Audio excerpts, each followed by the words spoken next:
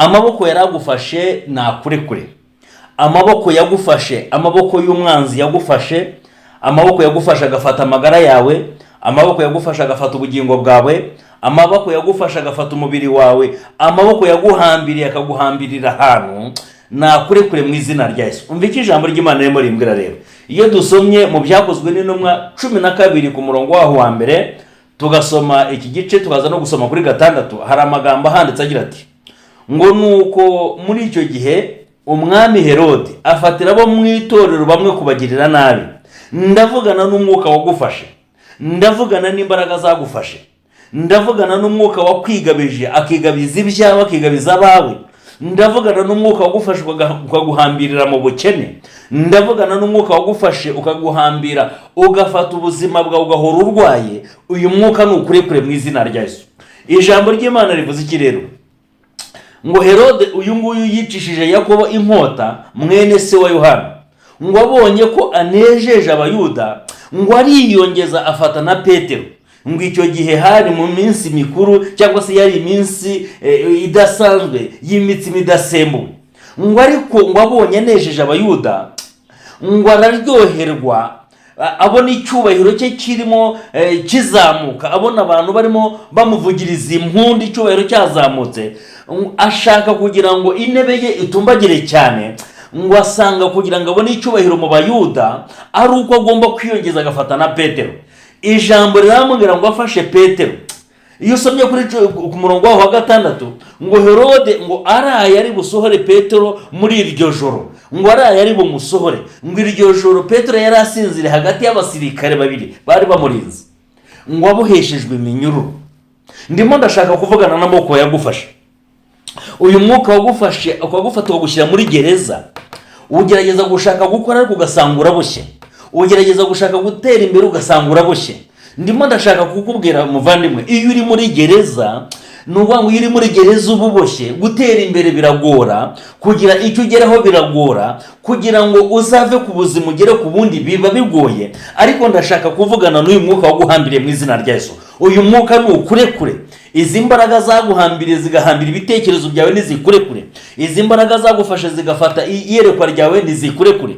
Izi mbaraga zaguhambiriye zikimira zikaba hagati yawe na business nizikurekure. Ubashe kwinjira ugere ku byo utigeze ugeraho mu izina rya Yesu. Ubundi yuhambiriye rero, sinzi niba uzi iyo inka ihambire cyangwa ihene ihambiriye, nubwo irisha ubwatsi ariko bugarukiraho umugozi ugarukira.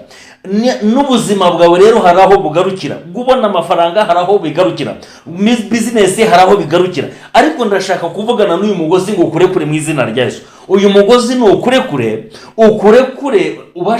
ubashe kujya aho utageraga. Ijambo ry'Imana rirambwira, iyo usomye muri Yohana ibice 5 ku murongo waho wa 5, hari umuntu wari uryamye imyaka 38, yabuze abantu abura ibintu. Yaryamye imyaka 38, nta muntu numwe umugeraho, inshuti zaramuvuyeho.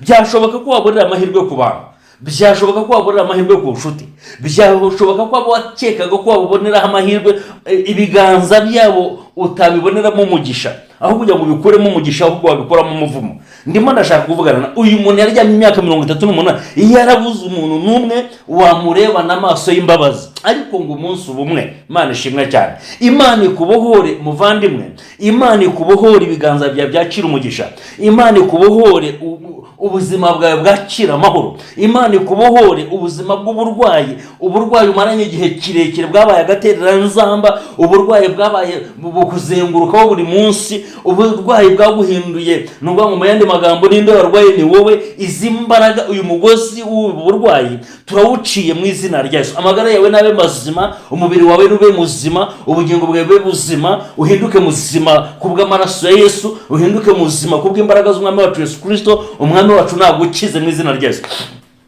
Umvike ijambo ry'Imana rimbwira rero, uyu muntu wari uryamye ku kidendezi amaze imyaka 38, yarabuze umuntu wamubwira ijambo ry'ihumure. Nuvuga ngo uyu muntu yari mu biganza, yari yariyakiriye kuko yararyamye igihe kirekire kuri iki kidendezi. Bingana na Petero rero wasinziririye mu biganza by'abashaka kumwica. Petero yasinziririye mu biganza by'abashaka kumuhitana. Petero yasinziririye mu biganza by'abasirikare. Ndimo ndavugana n'umugozi uguhambiriye, imbaraga zikuzengurutse nizikurekure mu izina rya Yesu.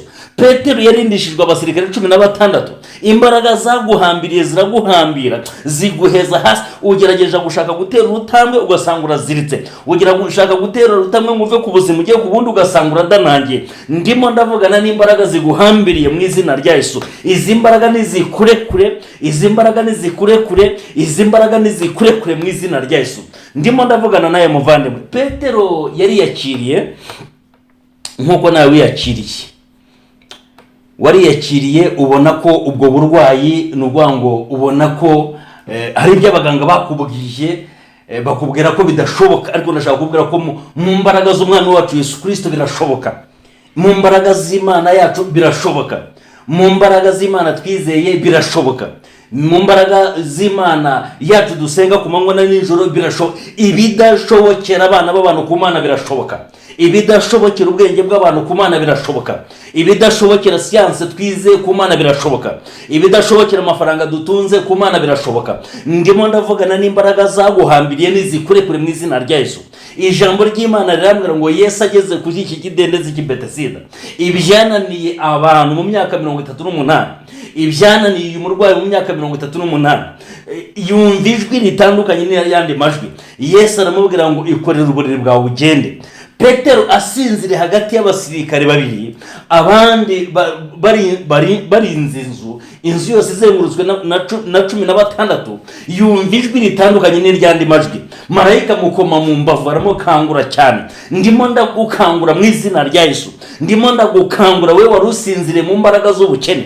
Ndimo ndagukangura we warusinziriye munsi y'uko gukomeye kw'imbaraga z'umwijima ziguheza hasi mu mbaraga z'ubukene. Ndimo ndagukangura ngo uhaguruke mu izina rya Yesu. Uhaguruke, Imana ishobora byose kugenda imbere, ikwereke icyerekezo cy'ubuzima, ikwereke icyerekezo cy'imikorere, ikwereke mu izina rya Yesu. Imana yabwiye Kuro, iramubwira ngo nzakudibinifo, nzakugenda imbere hataringaniye maringanize, nzakugenda imbere hadatunganye matunganye, nzakugenda imbere ngo ukingure urugi rw'umugisha, kandi irembo ryawe ntirizongera kugarirwa. Ryari ryarigeze kugarirwa, hari irembo ryigeze kugarirwa, ariko Imana irarikinguye mu izina rya Yesu. Ijambo ry'Imana avuga ngo irembo ryawe ntirizongera kugarirwa. Imana ibwira Kure muga ngo hari irembo ryari rimaze igihe kinini, irembo ry'imikorere ryari rikinze, irembo ry'icyubahiro ryari rikinze, irembo ryo gukora ugatera imbere ryari rikinze, irembo ryo kumenyekana ryari rikinze, irembo ry'icyubahiro ryari rikinze.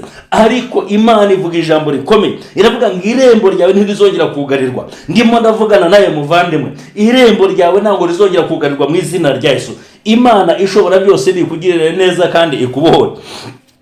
Ndashaka kukubwira ko hari imigambi Satani yari afite ku buzima bwawe, ariko uyu munsi wa none Imana ikojeje isoni.